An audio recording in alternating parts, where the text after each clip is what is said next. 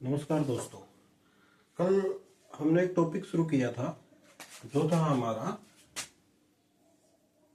Location of India.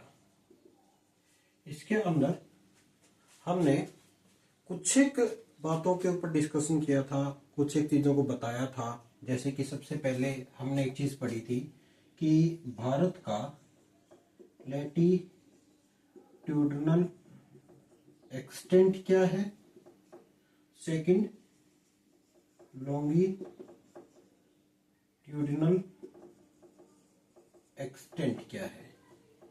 इसके बारे में हमने कल बड़े विस्तार में डिस्कस किया था और आज भी मैं इसके बारे में थोड़ा सा आपको बता दूं कि जो हमारी मेन लैंड है,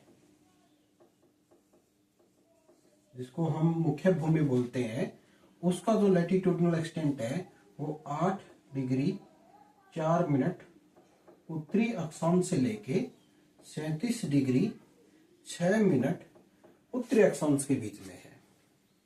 परंतु जब हम ये बात करते हैं कि भारत का एक होता है सदर्न मोस्ट,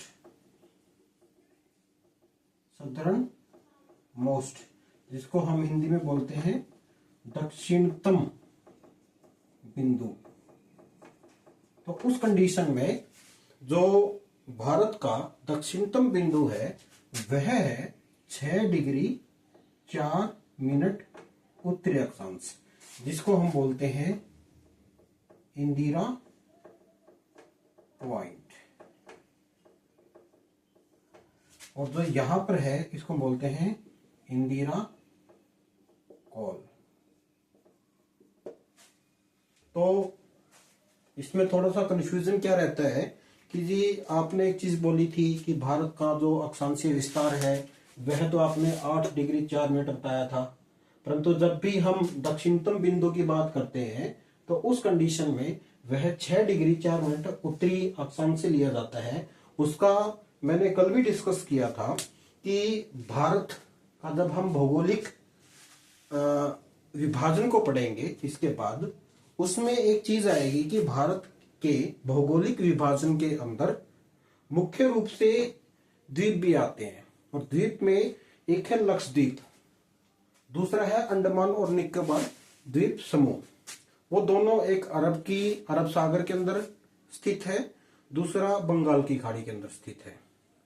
तो उस कंडीशन में जो ये आपका इंदिरा पॉइंट है वह अंडमान और निकोबार द्वीप में स्थित है, जिसकी अक्षांशीय विस्तार 6 डिग्री 4 मिनट है।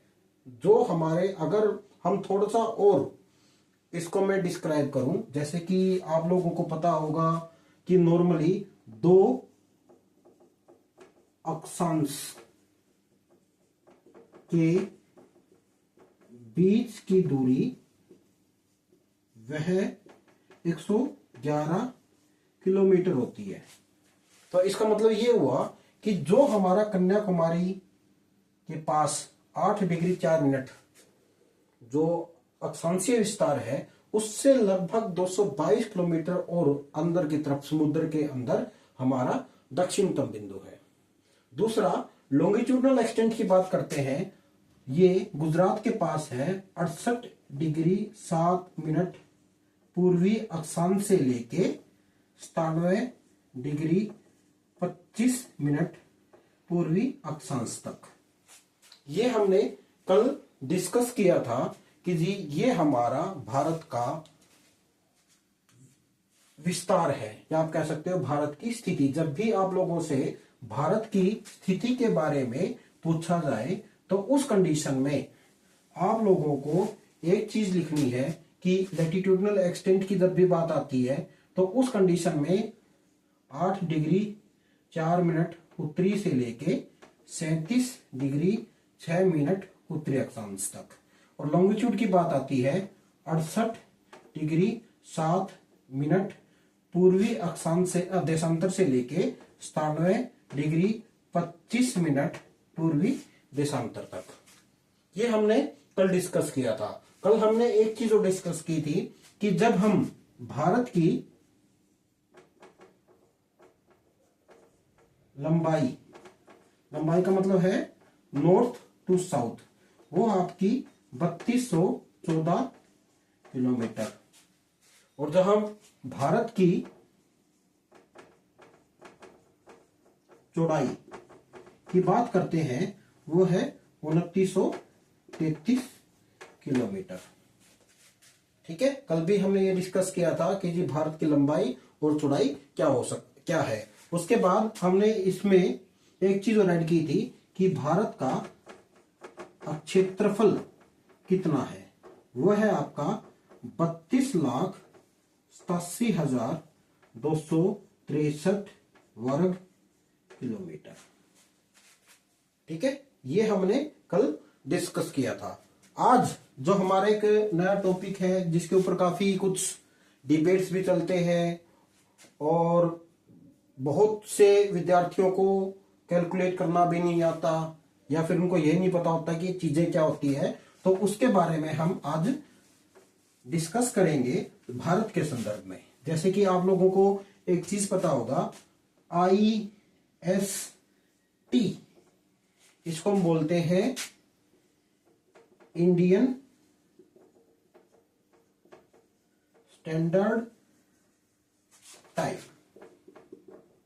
जो लिया गया है आपका 82 डिग्री 30 मिनट ईस्ट लॉन्गिट्यूड से। ठीक है, अब ये चीज आती है कि भारत मानक समय, ये चीज क्या होता है, चीज कैसे, जिस समय पर मैं ये वीडियो शूट कर रहा हूं उस समय पर दिन के लगभग 12 बजे होंगे। अब ये क्वेश्चन ये आता है कि 12 कैसे बजते हैं, जैसे कि 12 नून की बात है। अब क्वेश्चन ये आता है कि 12 बजते कैसे हैं, इसको हम कैलकुलेट कैसे करें। तो उसके लिए एक कंसेप्ट आता है जो बहुत इंपॉर्टेंट है। जब भी हम कंपटीशन एग्जाम की बात करते हैं उस समय पर भी ये क्वेश्चन पूछा जाता है, नॉर्मल भी ये क्वेश्चन पूछा जाता है, जिसको हम बोलते हैं time zone. Most important topic, confusing topic. और जैसा हम क्लासेस में पढ़ाते हैं तो क्लासेस में पढ़ाते हुए बहुत सारे स्टूडेंट को इसके बेसिक के बारे में पता ही नहीं होता कि जी टाइम जोन कहां से आया, किस प्रकार से कैलकुलेट करते हैं। अगर हमारे पास किसी भी देशांतर या अक्षांश का समय दिया गया है उसके बाद उस टाइम को कैसे कैलकुलेट करते हैं। तो उस कंडीशंस में सबसे पहले हम थोड़ा सा बैक में चलते हैं। आप लोगों को यह पता है, थोड़ा सा बैक आओगे, कि हमारी कुल 360 लॉन्गिट्यूड है। ठीक है, इस चीज को सब जानते हैं। सेकंड कंडीशन, हमें यह भी पता है कि पृथ्वी अपने अक्ष के ऊपर 24 आवर्स में एक चक्कर पूरा करती है। ठीक है, इस चीज का भी आप लोगों को पता होगा। अब यहां से समय कटिबंध की गणना की जा सकती है, या आप लोगों को जब इन दोनों चीजों के बारे में जानकारी है तो उस अवस्था में आप ये बता सकते हो कि पूरे वर्ल्ड के अंदर कुल कितने समय कटिबंध है या टाइम जोन है। तो उसका एक सिंपल सा तरीका क्या आता है कि आपने 360 बटा 24 इज इक्वल टू, ऐसे कर लो। ऐसे करने के बाद आपको यह पता लगेगा 15, यह आंसर आएगा। ठीक है, इसका मतलब क्या हुआ कि पृथ्वी 1 घंटे में, पृथ्वी 1 घंटे में 15 डिग्री लॉन्गिट्यूड को कवर करती है। ठीक है, उस कंडीशन में 15 डिग्री इज इक्वल टू 1 घंटा। सिंपल सा, जब आपके पास 360 डिग्री है, 360 डिग्री को 15 से डिवाइड करोगे तो उस कंडीशन में 24 आएगा। मतलब पूरे संसार के अंदर, पूरे विश्व के अंदर कुल 24 समय कटिबंध है। पता लग गई, बात खत्म। अब क्वेश्चन ये आता है कि जी हम ऐसे बोलते हैं जैसे कि जब भी आप कोई भी मोबाइल फोन खरीदते हो या समय मिलाते हो तो उस कंडीशन में जब आप टाइम सेटिंग पे जाते हो तो वहां पे लिखा होता है +5:30 दिल्ली, कोलकाता, मुंबई, चेन्नई। अब क्वेश्चन ये आता है कि 5:30 कहां से आया और कैसे आया। तो उस कंडीशन में जो मेरी नॉलेज कहती है या जो मैंने पढ़ रखा है उसमें एक चीज आती है कि 1884 के अंदर सभी जो देश है वह ग्रीनविच जो मानक रेखा है जिसको हम बोलते हैं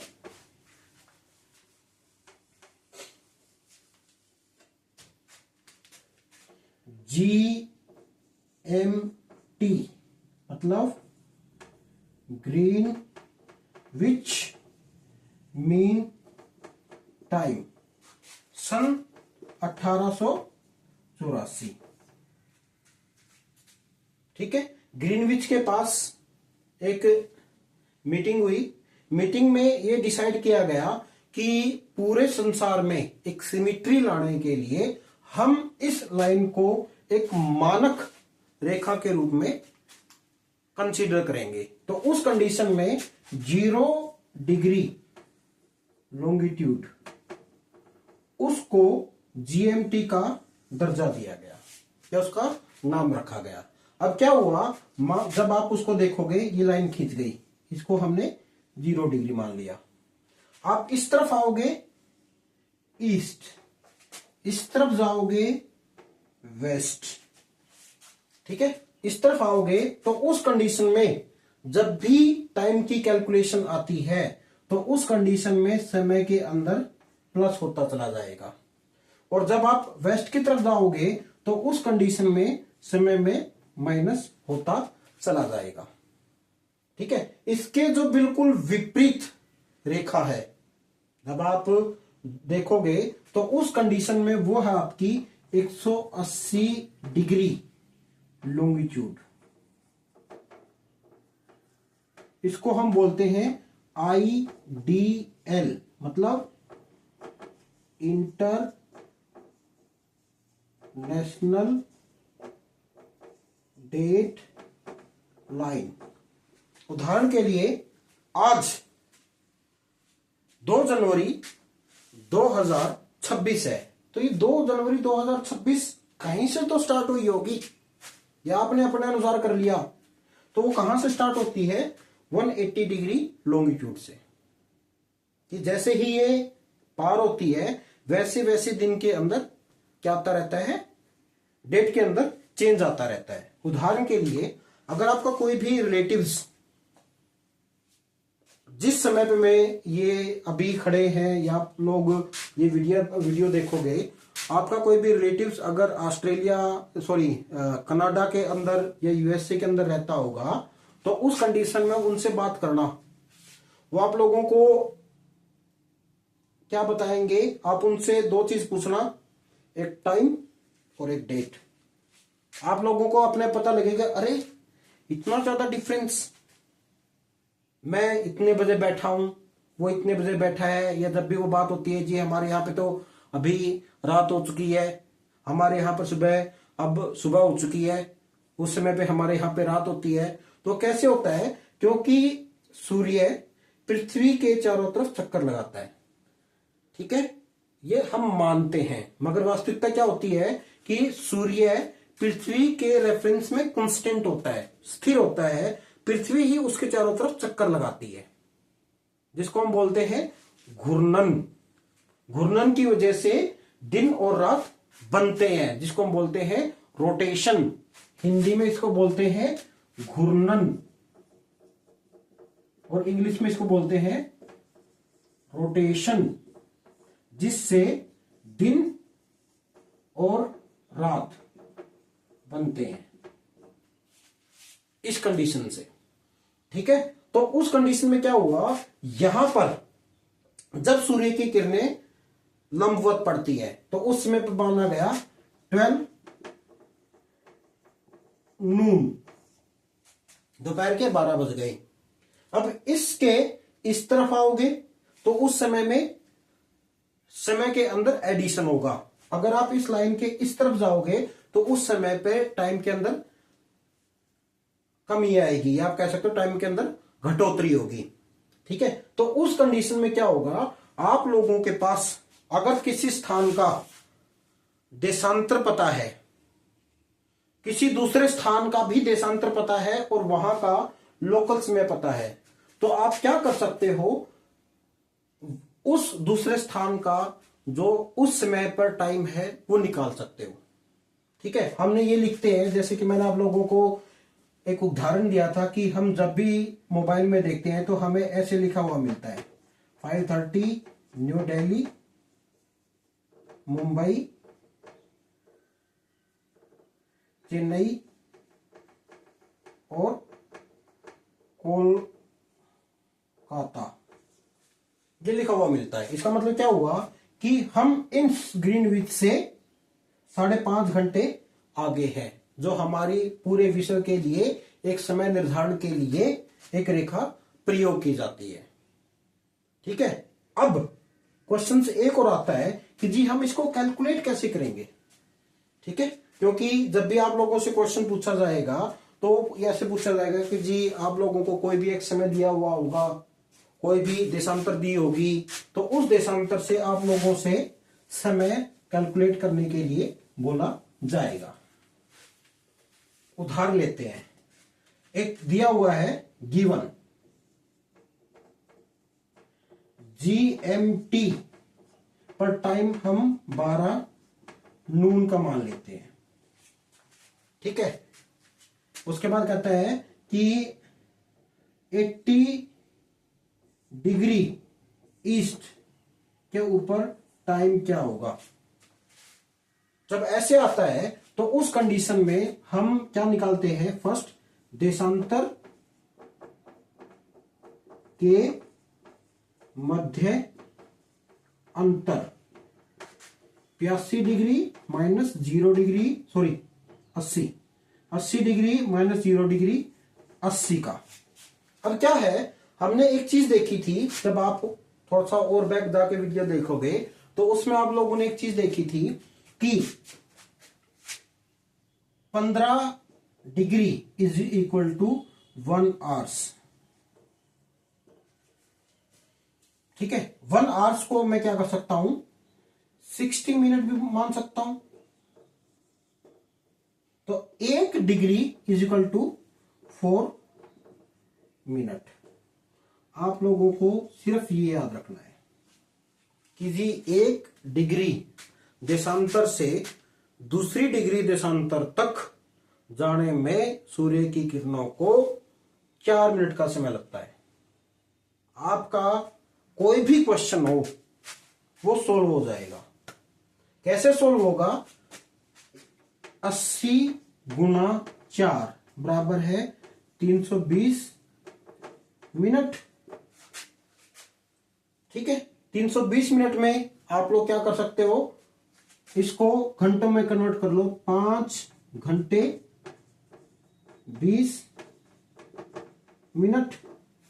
अब आपको दिया क्या हुआ है, GMT पर 12 बजे हुए हैं, हमें निकालना है 80 डिग्री ईस्ट के ऊपर क्या समय होगा।